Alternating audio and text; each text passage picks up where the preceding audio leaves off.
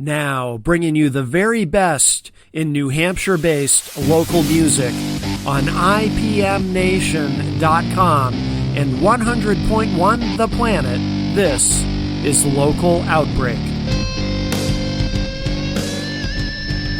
We happen to have three members of Sepsiss here with us live in studio. William, Melissa, and Zachy B are all here. Welcome. Hey. Hello. Good morning. And welcome to the new studio here. Y'all haven't been here since we moved. I am I'm basking in the ambiance. It is absolutely gorgeous. Isn't it nice? Yeah. This is a major upgrade. This is so much nicer, and I don't.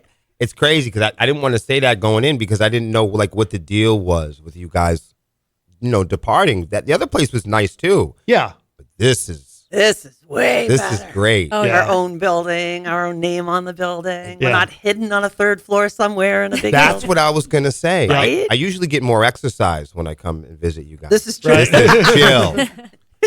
Yeah, at the old place, you would never even know that there was a radio station up there. There was nothing on the outside of the building that would indicate that there was anything. Right. The facade is great. You're right across the street from Premier Manchester live music, Jewel. Yep. Yes, and that's a very important place, isn't it? I just think it's location-wise, it's great. I love that you can just walk right down there. I love more that Just right you guys there. are even closer to where I live now because really? I'm right next to CMC, so I'm like, oh wow, like I can see them from my house. It's awesome. Yeah, yeah. And like Very for good. us, like when we play Manchester, we play Jewel. Yep. So when we play our hometown venue. And then you guys are right across the street. Yeah, yes. Literally. And Jewel's important because, we all know what's coming up. That's right. Swarmy Fest. That's right. That's right. No, we're doing 2 stages this year, and we did 2 stages last year, and I was terrified because I never done it before. Yeah. Anytime I'm doing something I've never done before. See, I wasn't terrified because I knew NH Booking had done festivals with 2 stages before, so I was like, I kind of get the idea of how they run things like this. Yeah, yeah. Richie told me not to be terrified, but I still will. I don't blame you. Something I do. I don't blame you at all. I know. I would be terrified with one stage. Yeah. Event coordinating is not like being in a band. It's being in a band is not. There's not so much people pleasing, but that there is an event coordinating. Yeah. I mean, you got the guests, but you got the bands, and all the bands come with their own personalities and their own requirements. And if you're coordinating the event, the thing you really want to have happen is everybody to leave that night and want to do it again. Exactly. Yeah. That's so hard to do, Yep. Exactly. That's a good way of putting it. Yeah. And when is it for our listeners who don't know? So for the tradition, we're continuing to do the first Saturday of November. So this year it'll be on the 2nd. Okay. So we're going to try to keep that tradition, but we really want to stay away from the Halloween shows. Yeah. Because you get that cluster of Halloween shows. Yeah, yeah. Right. Yeah, that's true. 2 type of shows Sepsiss doesn't do is Halloween shows or St. Patrick's Day. Yeah. So we're trying to keep it more closer to Thanksgiving, a Thanksgiving show. Sure. On my calendar, it says Swarmy Fest Day. I love that. Yeah. That is there you go. awesome. I love it. So now who's going to be playing this year? And are you still adding to it? I can't tell. And that's because this year we're going to do like a band a week. So it starts next month. Us and NH Booking will probably release a band a week. Yeah. Nice. So each week heading towards Swarmy Fest, we'll have bands to learn about as it goes. I like that. I like that a lot. Every band will have their own flyer. Every band will have their own. We're gonna try to do really well with the images and the artwork this year. And So when will that start? When you release the name of? I would love it to start at the beginning of July. But we got this thing called Rockfest coming up. Yeah, tell us about that. Yeah. So we have a second album that we're trying to complete. We're pretty close, and then we have this building Swarmy Fest, and then we have Rockfest. So between these 3 priority events, it's been challenging to juggle all of them. Yeah, no doubt. And keep it balanced.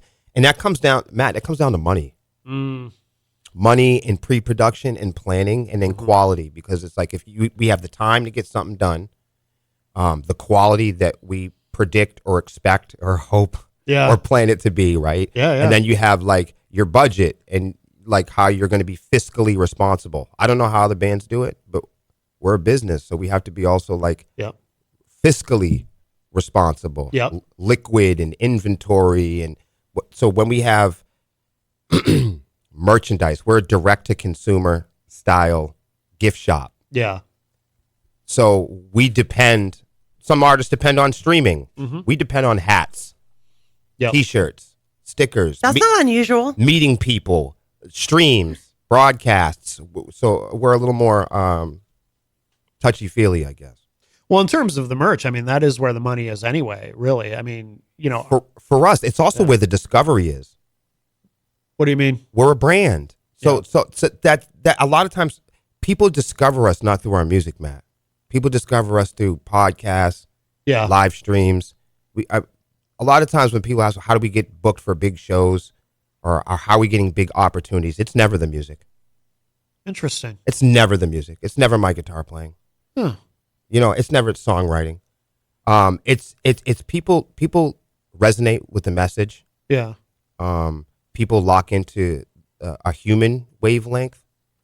And people vote, you know, you used to do politics. People vote for who they like. You know, it doesn't, you know, people don't vote for who's right or wrong. People vote for who they like. Yeah. Oh, that's people absolutely People want to feel good, man. Yep. And so we're in the hospitality business. We're entertaining people. We're in the business of making people feel good. You know, keeping people informed, and we're a polarizing group. So people love us or they don't. But that proves that we have the output. So we know as a band that our job is constantly looking for our fans. Yeah. And so that's the move. And anytime that you have quality and you have your budget and you have the time to do it, you have to sacrifice one. So that's kind of the road to Swarmy Fest right now, and releasing our next album. A lot of our friends that are in bands, they've released 8 albums, 7 albums. Sure. Me and Melissa didn't record and release any professional music until 2020. As you know, that was a difficult time. For people to do anything. Yeah. Absolutely. But we don't have albums prior to 2020. So I mean, this is our 4th year anniversary since releasing almost 11. We've had a few singles since then, but we don't want to be a band with a catalog, an enormous catalog where great music in the streaming world, where great music that people could discover might get lost in the sauce. Sure.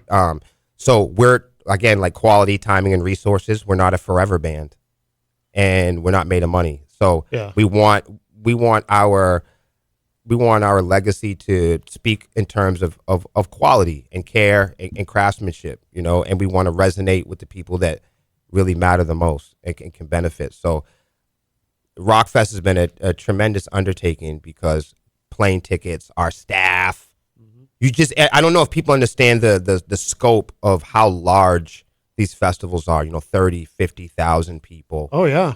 We're also the finale band. So we got to be on the field out, you know, for 12, 14 hours, and then still be able to hang and play our set. We're playing an hour set. Yeah. July 20th. July 20th. We play which is in Cadott, Wisconsin. We're going to be flying out there. And we play as soon as Jelly Roll gets off. No kidding. Wow. Oh, wow. Yeah. That's We're intense. right after him. Yeah. That's a great opportunity. Yeah. In the sense of Rockfest, it's cool because we're the last metal band or rock band that you're going to hear for the fest. So so as a finale band, we have a tremendous opportunity. Yeah. People leave before the headliner a lot of times so they can beat the traffic. Sure. You know, and people that are there for rock and metal, if they're not there for Sepsiss, they're going to leave before Jelly Roll, you know? Right.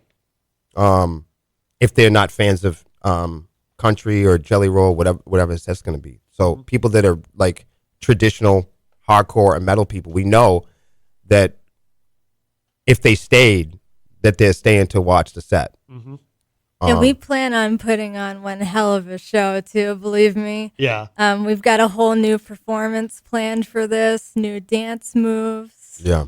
New We've really wardrobe. taken our time to upgrade our stage package. So like we've got new gear, new in-ear monitors, head brushes, all kinds of stuff. It really takes time, like figuring out what the tools are going to be. The world's changed a lot. So in order to go across country 25 years ago, you might have to rent big amplifiers or, 2 carry-on bags.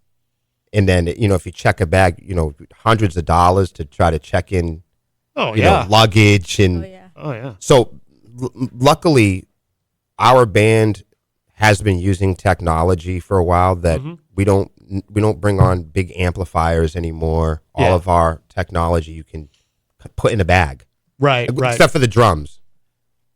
So, but we had to drop ship all of our merchandise, rent drums out there. And okay. It's difficult. Yeah, you don't want to. I mean, a lot of bands get the opportunity to play large festivals, and in their defense, not a lot of people have the team and the budget that's all going to come together. Like we all come together and we sit down and we go, how can we come together and make the most of this? Mm-hmm. So like for us, we planned for 9 months. Yeah. Because we're not rich, but we plan for 9 months. That way we can chip away at things and we can work together as a team. Yep. So we go, how are we going to get this merch table filled? There's a lot of small bands like us that might have this opportunity, and it's great they play, but they have nothing to leave, or they haven't planned how they're going to, like for us, I don't want to give all the tricks of the trade, but we literally sit down with think tanks and go, well, how are we going to make a connection? Mm-hmm. How are we going to make our live performance different from the other bands? How are we going to use the 12 hours? What events? What are we going to do? Each of us. What are we going to do to add value to the company? What are we going to do to get people in front of that stage? Yeah. What's the priority list? And we kind of work our way down and check the boxes and go, what do we set out to achieve with this? Because a lot of people get a chance to play Swarmy Fest or a big stage or Rock Fest, and it's fun, right? And of course, making money is cool and all of that. But what do you set out to achieve long term? And that's what's important for us. Maybe that might differ from some other acts. Is we know we're going out there representing New Hampshire, New England, and not a lot of heavy metal and hard rock bands from New Hampshire ever get this opportunity. Yeah. Well, what you're talking about too requires, there's a degree of discipline to that, right? All that planning that not everyone. There's contracts. Yeah. There's discipline.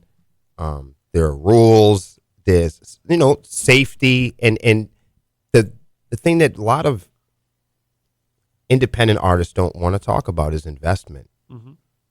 We invest in ourselves, not just money, the time. Yeah. Melissa spoke on it earlier. We don't just sit around and practice. We're rehearsing for this thing. We take each show and each stage as a special case. We're looking at blueprints. Mm-hmm. We're looking at stage plots. And we're trying to make each show and each experience unique. Have you always approached it that way? Or is that something you kind of had to develop over time? Melissa? I would say that was something that we've always done. Yeah. We've always tried to. We've tried put to. on a stage performance. We tried to. Yeah. In the early days, people used to say we were like it's kind of funny. It's like a compliment now, but they used to say we sounded like a wasp's nest, like a shaken up bag of bees. Because we had this great idea, but it was kind of all over the place. Earlier in the scene, we were kind of known for being zigging and zagging. Oh, yeah. But we've got such an incredible team and lineup right now. This is the first time we've worked with musicians in the band that me and Melissa didn't have to train. Oh, interesting.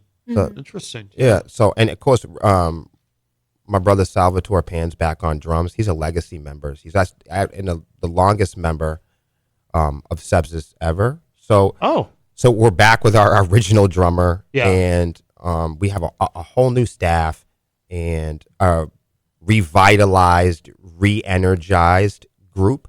And this is the first time we're working with musicians and instrumentalists and staff members that are familiar with the project and want to be here and that are benefiting from the full features of the project. Yeah. And this is the first group of people we've worked with professionally that I didn't have to train myself. Now, what do you mean when you say train? I had to train. I mean, you don't mean literally teach someone to play their instrument. No, I mean dude. literally teach people how to play instruments. Really? Of course. Oh, wow. Yeah. That's not a knock. You know what I mean? We've had a lot of people that have been really positive contributors to the project. Yeah. But in their defense, this music is really unique, and it when you listen to it, it sounds like something everybody should be able to play, and that we designed it like that. Yeah. We designed the music so it sounds like it should be easy to play. Well, some of those guitar solos you play do not sound easy to me. But instrumentalists, and maybe I'm wrong, but we've had a lot of people pick up the sticks or try to pick up a guitar. Let me get a shot at that riff. Yeah. And then get to working around it. And it's one thing even if you work it out by yourself, but getting 5 or 6 people in a room and everybody doing it together and having it all work out. Yeah. Is really ambitious. Yeah. So yeah, man, I've had to teach people how to play instruments, but I've also had to teach them how to play Sepsiss because it's not just like playing guitar. It's like playing Sepsiss, man. It's a whole nother monster on its own. It really is. For sure. It really is. Hey, I want to ask you all about streaming. Yeah. You mentioned it, and you've posted a lot. I've seen individually and as a band. You just actually really over the last couple of years, I've seen a lot about. I think did you pull everything from like that you had on Spotify and all that? So I'm really curious about this. So that's that is a great question because they're not. I think you hear that a lot for effect. You hear a lot of people doing that for good stories. Now we're pulling from Spotify, and the only reason why we haven't, is because, our first album we signed a record deal right off. We were. Oh yeah, I remember you talking about this. So me and Melissa, we were excited just like any other artist, and. We had A&Rs all over us when we came out with our first music. When we hooked up with Glenn Robinson and our life started to change, we could hear our music for the first time. Yeah. We started making, once you hear your music, you start making it differently. We started writing it. Now once we could hear it, we could organize it and make it differently. And then we just got a lot of A&Rs and record labels.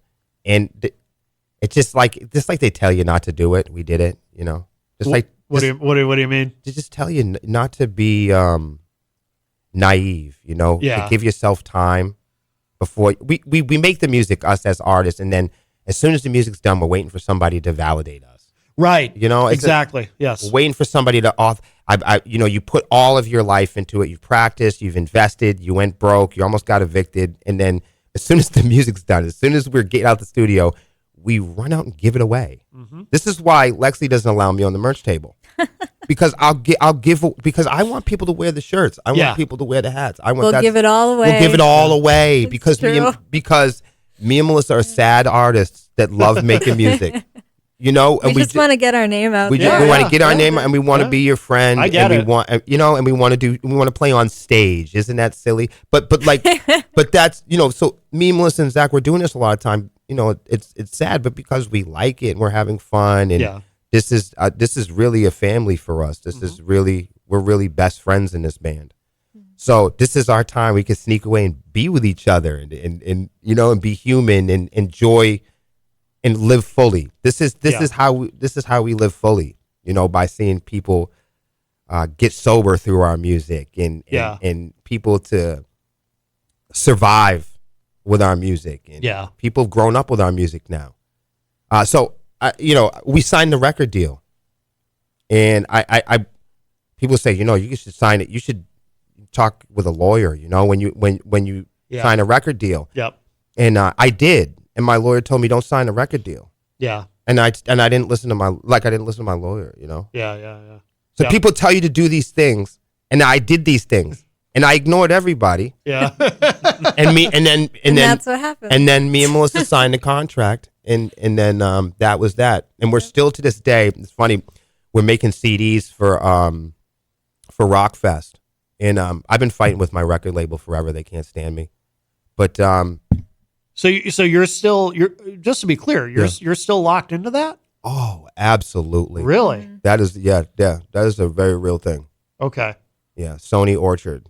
Okay. The Orchard. Okay. Oh yeah, I'm familiar. Yeah. But it's not their fault, because all of these are acquisitional like companies, you know, like Sony doesn't sign people; they just acquire companies, right? You know what I mean? The like smaller labels and yes, yeah. The music industry is an acquisitional thing. Well, radio. You understand this, but when I tell my friend this, they think I'm making shit. They think I'm making stuff up, you know?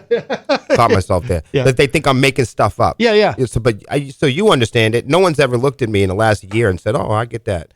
Yeah. Well, so there's a lot. You just threw me off there, but there's a lot of consolidation. That's the word I was looking for. And all the artists and all the labels, they're all still, even though we all know it's kind of silly, they're all still counting and playing off the mystique.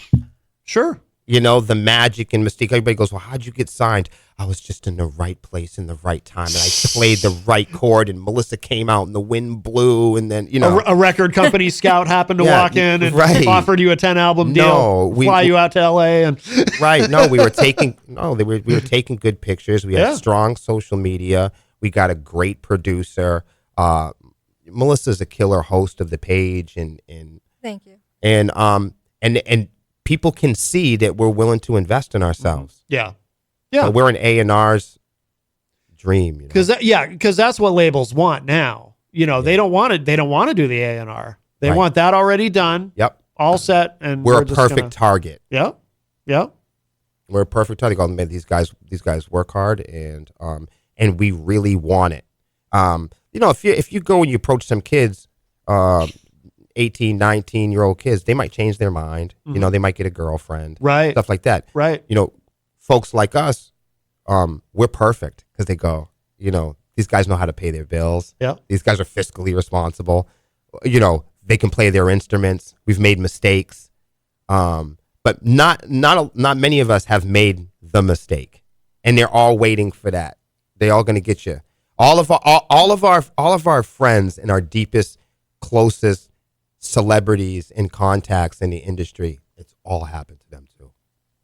We're just the only band that talks about it. Yeah. We're the only ones. There's nobody that talks about it. It's a very, because it's embarrassing. It's embarrassing to because we're counting on the mystique of being tough rock stars. Right. We're brilliant. Nobody can take advantage of us, and you know, we're such experts, right? And it kills artists to go, "I'm not an expert. I'm ambitious. Yeah. I developed my identity when I was a child." And I want to be like the guys that I saw on my wall and on the posters, and it's harder than ever to do that, right? Because in the social media era, it's you know, whatever mystique you can, you know, manage to have, it's harder than ever to hang on to that. The low is lower and the high is higher. So the career climb, and whatever, you know, we live in a society now too that, like, whatever you're not driven to do and whatever you haven't honed the talent for, you're encouraged to buy it. Everybody's a DJ. Everybody's a model. Everybody's you know. Yeah. So we're in that time now where content creation is one of the fastest growing industries on the planet. Yes. On the planet. Yep. So that's why I meant it earlier when people say, how did we get to open up for Jelly Roll at Rockfest? By going live on Facebook, man. Yep. How did I get a record deal? By having great social media and Melissa kicking butt, you know? Yep. Thanks. But that's how it's not because of guitar. Yeah. You know, it's not the music. But you still need the music. Well, I mean, if that's you're the conduit. I mean, if you do everything else, but what you put out isn't of quality, then it's not gonna work. Of right? course, you're not gonna be able to keep people. So this Right. is we're not a viral band. We were talking about the career climb. Yeah. We're a longevity band. Yeah, And that's what I meant about not having 15 albums. it's a marathon, not a sprint. For us, it is. Yeah. For us, it is. We waited our whole lives to be adults. We also make adult music. A lot of people are catering to a younger crowd, to kids and child format entertainment. Me and Melissa are, we do the adult thing. Mm-hmm. So we make music for adults. Our music is adult themed. Some kids like our music, but our music is, our demographic is for grown people with bills and boyfriends and girlfriends and relationships and, people that are. My dad's a big fan, by the way. That's awesome. Are you serious? Yeah. But my dad is unique. So my dad, he's in his 70s, but he's highly unusual in the sense that he loves hearing new music. He lives on the seacoast, so he listens to goodness. He listens to WUNH, the great college station there, because he's never been like, you wouldn't get in a car with my dad and hear oldies on the radio. It wouldn't happen. That's a great station. Yeah. Oh yeah. I grew up listening to that station. Yeah. Oh yeah. College radio is wonderful. But my dad, he's always been like, he's hipper than me actually. Like he'll ask me about artists that I'm not even familiar with. I'm like, no, I don't know them. But yeah, he's always been like that. But he's a big fan of Sepsiss. He's not crazy about the name. Full disclosure. Yeah. But he said the name. I forget how he said it. It was funny. But he loves your music. That's awesome. Yeah. That's what's up. I appreciate that, and I don't hold anybody. That doesn't hurt our feelings, because I'll tell you, now more than ever, as you get older, you start thinking about all the band names that you loved growing up. Yeah. So I loved, Cannibal Corpse, and Yeah. you got Butcher Babies, and now I'm a middle-aged guy. I'm going, this is crazy. Yeah. Sepsis and Butcher Babies, and Anthrax. It really is crazy. Right. So when we made the name of the band, we didn't really name it after the medical term. Yeah. Me and Melissa didn't know any better. We just were like, let's name the band something cool. Yeah. Yeah. And let's make sure that we can have it on Google. That was our big thing. It doesn't really mean anything. Yeah. It kind of means us. Yeah, you're right. Yeah. We just thought it sounded dangerous, and later on we found out all the things that happen when you grow up. Yeah. But yeah, so Spotify. So are you still on there, or did you pull it? So I'm sorry about that. That was such a crazy thing.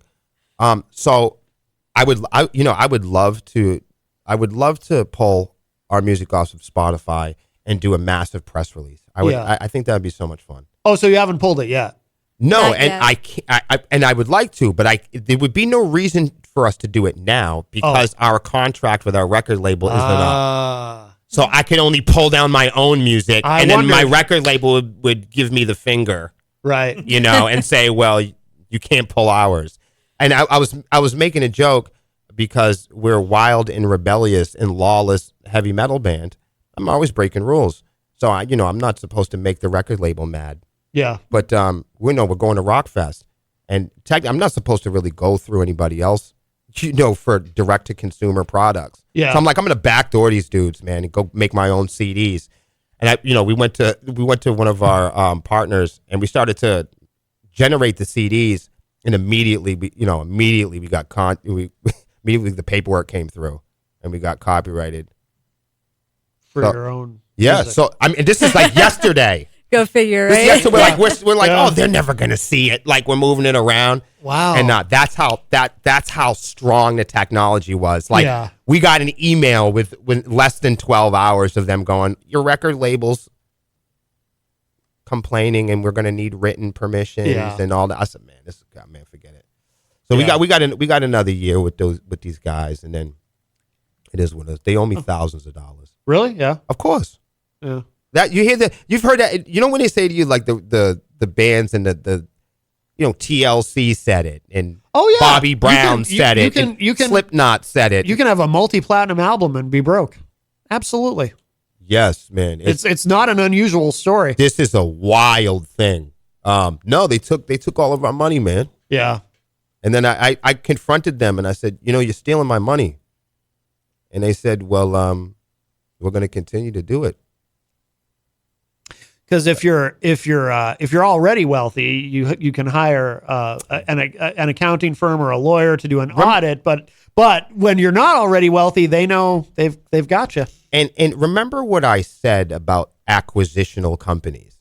Yeah. So what they do, what record labels do, is they acquire a whole bunch of promising smaller artists, and then they have their boutique or white glove artists. Yeah. Oh yeah. And they sign all of us, not because we're terrible, because we're really good. You can't really sign terrible people because you need people to go forward through the process. And the only type of people that are going to go forward and complete the signing process are driven people like Melissa. Right. So they need people who are willing to commit. Yeah. And that are good, because people that don't believe they're good, people that don't believe they deserve a shot aren't going to go and complete the process because the process is hard to get a record deal. Yeah. So only driven people that, you find somebody in their 30s that have been practicing their whole life. They've invested their whole life. They got great music. They start asking themselves, well, why shouldn't I be signed? This type of mentality is what A&Rs look for. And what happens is they acquire a whole bunch and then they throw it at the wall to see what sticks, right? Yeah. But most of them, and there's only a limited amount of people that are allowed to be successful at the top at any given time. So there's only a limited amount of people at the top that have the success model that we're all willing to learn from. So what happens is they acquire a bunch of smaller, really good artists, and they keep them below a line.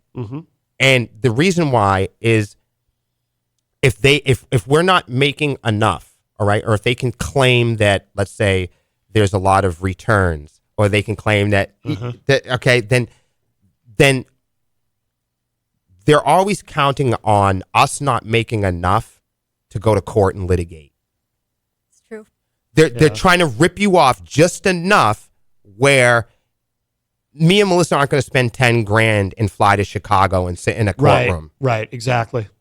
So if we were litigating tens of thousands of dollars, then I can get an entertainment lawyer and we could throw punches. Yep. But if they're doing nickel, dime, exactly. And if you have 300 artists on your label and they're only making $300 a quarter, but you have 300 artists acquisitionally each quarter, right, you're pulling in $500,000. Yep. But none of the small artists are realizing they're part of this $500,000 pool. Right. So like, do you want to take them to court, Melissa? Oh, well, no. Well, this quarter they only got us for $250. Yes, but they got 300 other bands for $250 during that quarter. 4 quarters in an entertainment season. And for all that, you're at their mercy to the point where a very common horror story in the music industry is that, you record an album for them and they decide to shelve it. Yep. You do all that and you don't have the rights to your masters. Yep. And they just say, no, we've decided we're not going to release it, or maybe we'll release it in the future. And it's like, and we tested them on this theory when we came out with the song "You Already Know." Yeah. It wasn't really. It was more like a rhetorical that we wanted to test the company to see what they would do. Really? We predicted that we started to say, okay, these guys are shelving us. Let's throw them another single. Oh. And see if they ask for money. Yeah. So we use "You Already Know" as a single, and we set up a booby trap to see how they would, to see if we could confirm that they were shelving us. Yeah. And they 100%, they wouldn't release that. They wouldn't release the single. No They kidding. didn't want the song. They didn't want. Wow. They only wanted the song under the condition that we released it after they were done promoting their boutique artists. Okay. Yeah, because So obviously it came out eventually. I thought that they were taking all of our money and pushing this boutique artist. I'm not going to say the name because I think it would be unfair. I don't even think they know what's happening. Yeah. So I think they were taking, 200 of us. They were taking our money acquisitionally and they were pumping it into to their white glove boutique bands. Yeah. Yeah, You know what so I mean? they didn't like the timing. So they Yeah. didn't. I saw them doing this. So I said, man, let's go to the studio and make a song real quick and see how they react to it. I'll say we'll do the best we can on it. Yeah. You know, like sonically. Yeah. Like we'll bring it up to radio threshold. We'll hit notes. Like let's just see what they say. Yeah. You know, and of course when they got the track, they made every excuse for us to go back to the studio. For us, they started playing games and trying to redirect us to the studio to buy time. Yep. You know what I mean? So we played it with them for a while, and just proves that you got to find the beauty in everything. And if it wasn't for this relationship, I would not have been able to run competitive campaigns against my own record label. Mm-hmm. Like in the process, I realized that Sepsiss is acquisitional. So just the same as these guys are doing to other people, we can learn the same tricks as legacy right holders and shareholders too. Not everybody. They're not the only people that can play that game. Right. So our time that we've spent with our record label, we've been making best friends with everybody on their staff. Yeah, and you learn. And that's good. The other thing that people don't know about labels is that I think is interesting is they actually don't mind if they sign artists and they end up losing money because maybe they advance you a bunch of money. Yes. and the whatever you record doesn't generate enough money for them to recoup the money, the advance. They don't care because if it's a loss on the books, that's actually helpful to them from an accounting standpoint in terms of taxes. Yep. It's the same thing that movie studios do. You know, every major movie studio every year they've got at least a couple movies that bomb that end up losing money. They don't mind. Mm-hmm. They don't mind at all because that's a tax write-off. Mm-hmm. So they don't mind losing some money. Makes sense. No, Yeah. I mean, after every big show, there's always 5 or 10 T-shirts that we don't mind giving out. Yeah, I mean, it's real. Yeah, absolutely. So you're on that label for another year, you said? Another year. So there will be a Spotify Sepsiss showdown. Yeah. There will be huge. Mm-hmm. Guaranteed. Yeah. It'll be huge. But then so what's the motivation though to pull from Spotify? Why do you want to do that? Because they're thieves. Yeah. They just don't because they hurt people. Yeah. Yeah, I don't want to hang out with people that hurt people. Even major artists complain that, it's pennies for and for us it's not just what they're doing, it's what they're gonna do. What do you mean? Spotify is not a music company. It's a stealing company. So if you're into Marcus Aurelius or Confucius, they can't be resurrected to collect royalties. Do you get what I'm saying? Yeah. That's why the move to audiobooks. That's why Spotify will take whatever is not nailed down. Oh, podcasts and pornography, anything, religion, anything. You got to understand, Spotify is in the business of stealing people's work and ideas and then not paying them for it. That's the game. Right. I know it seems obvious, but it really is. It really is. Tupac can't come back to life and argue about mechanical royalties. That's true. So that's why you see. Good point. That's why you see Spotify moving to podcasts. That's why you see them moving towards audiobooks. Yep. Because it's not about music. It's about owning data. It's about farming data. It's about adding to machine learning. And it's about being able to predict your shopping habits. Right. It's not about music. It's about creating bundles that people will sign up and do subscriptions for.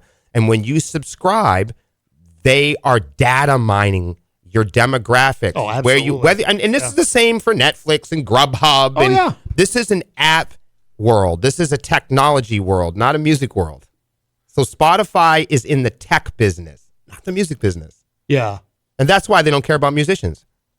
Yeah, they're actually, I think now, because we've talked about it on the show, I think for the first time they're starting to cut a lot of people loose. Like if you don't have, I know for one thing, they're no longer paying you if you don't meet a certain threshold.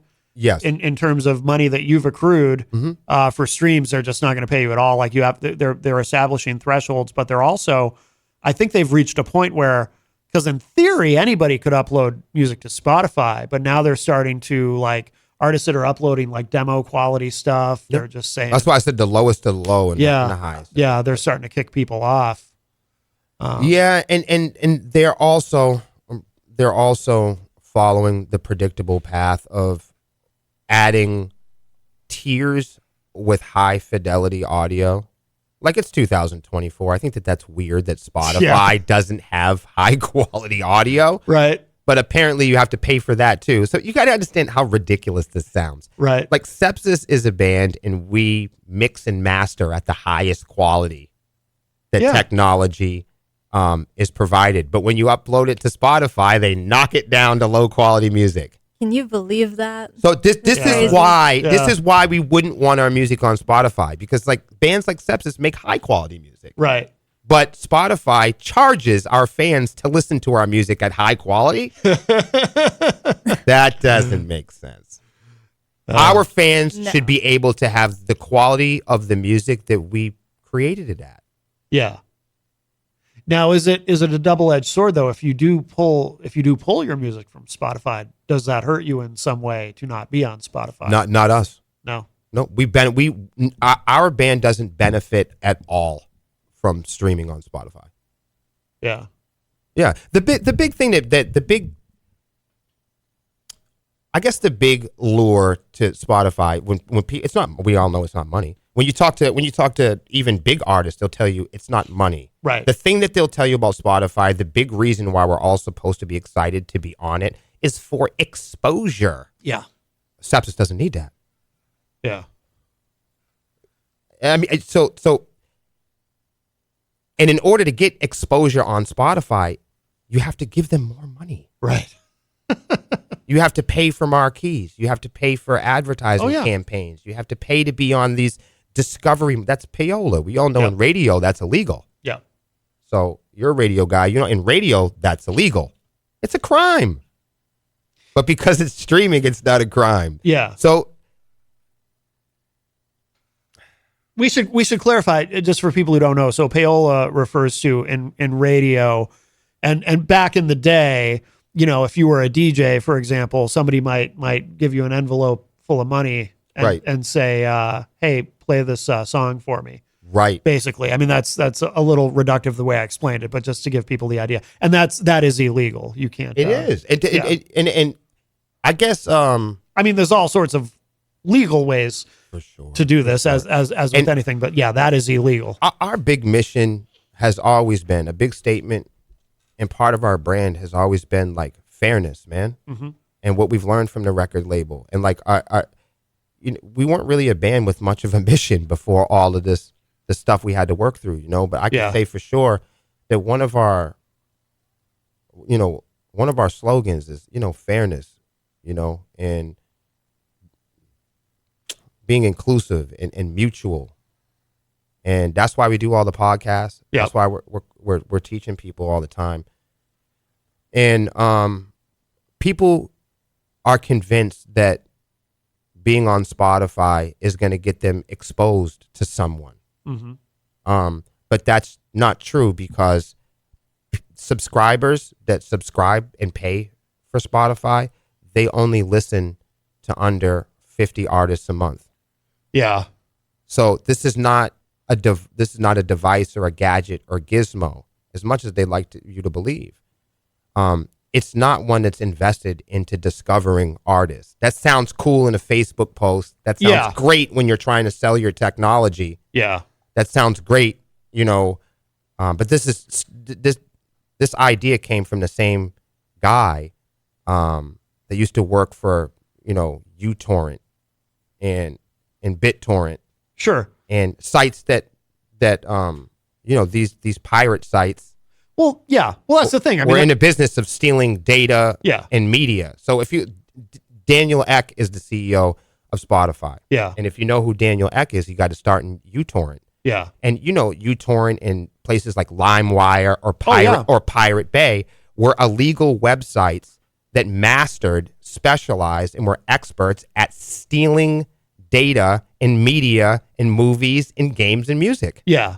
But that's also why these services exist. Like sure. I just think about this. Like Spotify exists because of Napster. Yes.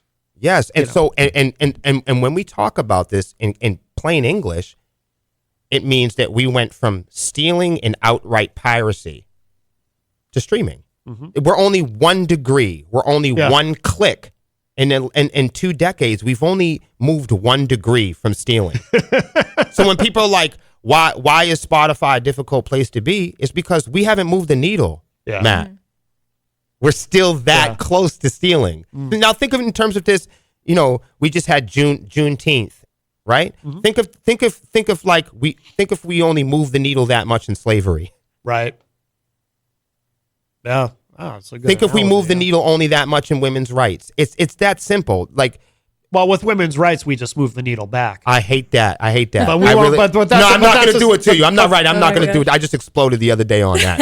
I'm not going to do it. But that's a separate. Yeah, we'll do that another time. Yeah. Right. But in the same sense, though, in the same sense, it's like we haven't. I know we're supposed to be this advanced, society, and this is supposed to be, the land of the free and the land of opportunity. And Spotify will tell you that. That's the big advertisement.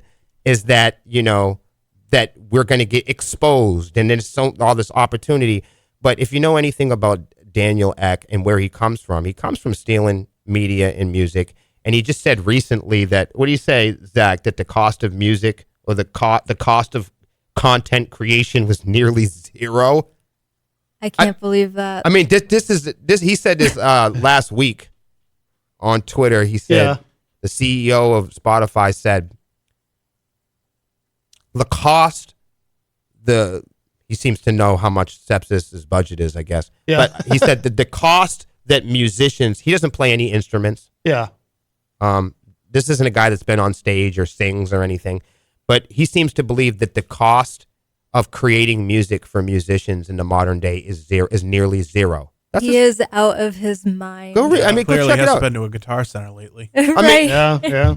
So, I mean, So, years ago when they were selling us this technology, it was going to open up opportunity and musicians were going to be able to help themselves pay the rent. And we don't have a musician's minimum wage yet. Right. And we're working on it. I think the Musician Minimum Wage Act is asking for a penny a stream. Right? Oh, I'm not aware of this. Oh, you'd love this. This is a bill right now. Okay. There's a bill. And everyone loves it. It's called the Musicians Minimum Wage Act. Everyone should go look it up, and everyone should go sign the petition. Interesting. You got to get into this. Yeah, this got past me. I'm embarrassed to say that, but yeah, I'm not aware of this. Oh, please write this down. Cause maybe it's being recorded. Oh, that's true. Well, if you're at home and you're listening to this, y'all got to write this down. If you're a musician, if you're a band, look up, the Musicians Minimum Wage Act. Okay. It's really cool. Interesting. Very interesting. It's a cool thing to get behind. Yeah. Well, I'm glad we were able to get in all that. I love talking about that stuff. But as we approach the top of the hour, we should probably circle back to all the exciting things coming up. And well, we've got a second album coming out called Take the World by Swarm. Yes. And we've been releasing singles for this over time rather than, just dropping the bomb all at once. Yeah. We've got a new song coming out soon called Bathwater, which is going to be featuring our merch girl, Lexi Swarm, on Screams. Excellent. We're super excited for this one. We'll be making a music video for this as well, so stay tuned for that. Yeah, our new guitar player, Hot Sauce, drops a cool solo on it, too. Okay. It's something really different, something really cool. So that'll be on the new. Is that going to be on the new album? Yes. And Romance and Reality, will that be on the new album as well? Yes. Okay, cool, awesome. Rockfest we mentioned earlier, July 20th in Cadott, Wisconsin, and Bravo Fest September 28th at Charlie Bravo's in Connecticut. And we'll also be at Hot Rod's Spotlight Lounge in Connecticut, also on August 31st. Okay. So that one's in Middletown. We got a couple things. We got a couple things going on. Yeah. You're not a band that like plays like tons and tons of shows and oversaturates, which I respect. We try not to do that because some bands do. I've back in the day, I used to play in bands that would do that. You know, people won't. Well, you know what? The issue is that you keep telling the same people to come to the shows. Yeah. And then, it loses its sauce. Oh, yeah, yeah. You want to give people a break. Like, I don't regret it because there was a time when all I wanted to do was play. It's also a different time. But people had time to pray back then. Like, people prayed. People went to church. People did push-ups. People played video games all weekend. People made love. People went out to dance. People don't have time for that anymore. You got to look at your algorithm and then go boost. You got to boost your chart and go compete with somebody. Right. Yeah, that's true. That's true. And then Swarmy Fest in November. Yes. Oh, yeah. Yeah. November 2nd. November 2nd. I would be honored. I would love if you guys would come and be a part of that this year. Everyone's excited to have you guys. Yeah, we're excited. We're very excited. Try to keep me away. Yes. And of course, I didn't know you had a microphone over there. Huh? That's awesome. and so we're gonna have 11 bands. Everything we do is 11 songs on every album. 11 bands. Why is that? Does that number have significance? It does. So we have the album Almost 11, which was released in 2020 through Pavement. And we named it that because the band constantly sees the number 1111. We see we see like ones over and over and over again. Yeah, it's like numerology. Like, I've heard that 1111 specifically has some significance. Yeah. They call them like angel numbers. We're not like religious people or nothing like that, but that's just what they call them. Yeah. No, that's cool. Lore, tradition. But the whole band sees the numbers. Yeah. So it's it's very bizarre. And so we're excited about Swarmy Fest, and obviously we'll have more information about that soon. Yep. Your friends are going to be there though. They're coming back this year. Legion of Solace. Oh, love them. And they're coming. Awesome. Yeah. And so they'll be coming to hang out with us. They'll be there all day Saturday, and our friends from New Hampshire Guitars. Should be coming down too. I'd love to get them down here with you guys. They are such a fantastic bunch. Yeah. So when I plug the Swarmy Fest, we'd be happy to. Man, they are a great bunch to have down. I mean, there's a whole group of these guys, and they're great players. Yeah. And they are just so New England and so New Hampshire. Yeah. They belong here. Yeah. I could already feel it. Yeah. But they got a really cool thing going on in Wyndham. It's the only place I get my guitars teched at. Oh, no kidding. Yeah. Before any big shows that I have, anytime we need like unique gear fixes, stuff that nobody else would touch. Yeah.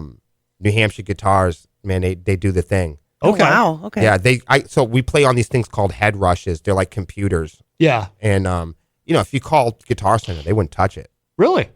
Yeah, New Hampshire Guitars had it fixed within a week. Okay. All right. So, guitar setups, bass setups. They got lessons down there. Yeah. I'll plug them to death because they're really good. Yeah, we met them at the first Swarmy Fest. Oh, okay, that's I remember right. because they had a booth in the back. Yeah, yeah. They seem like really good guys. Yeah. What should people know about how to find Sepsiss online? Where's the best place to go and keep up with everything that you're doing? Sepsiss.com. Yep. Right at our website. And we should spell it. It's SEPSISS. Right. I don't know if is there an actual like Sepsiss with one S.com? That might confuse people. I don't know. Where do we I've rank never on looked that up. I'm gonna now that you said that. Where do we rank? Jenny's gonna look. Yeah, I'm on it. Has anyone ever SEPSIS.org comes all up. these years I've never tried to look it up. Points to a .org. Gotcha. And it's basically teaching people about the medical sepsis. Good. Gotcha. I hope we don't You're confuse people. Yeah. Good.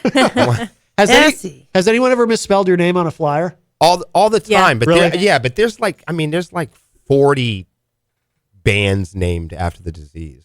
Yeah. We follow all of them. Website's looking awesome. Thank you. Yeah. That's Melissa's work there. I can't take any excellent. credit. Looks great. Yeah. Thank you very much. There's a lot of content there and really good stuff. I'm gonna be a little bit selfish. I'm gonna end with my favorite Sepsiss song, and my dad loves this song too. By the way, this is the one that I think got his attention. Eyes of Empathy. Oh wow, that's a good one. Wow, love this song. We haven't played it in a while, but I never get tired of it. It's so good. So we will end with this, but thank you, all three of you. I really appreciate your coming in today. Thank you so much for having us. Always wonderful to see you. And here it is. This is Sepsiss, Eyes of Empathy.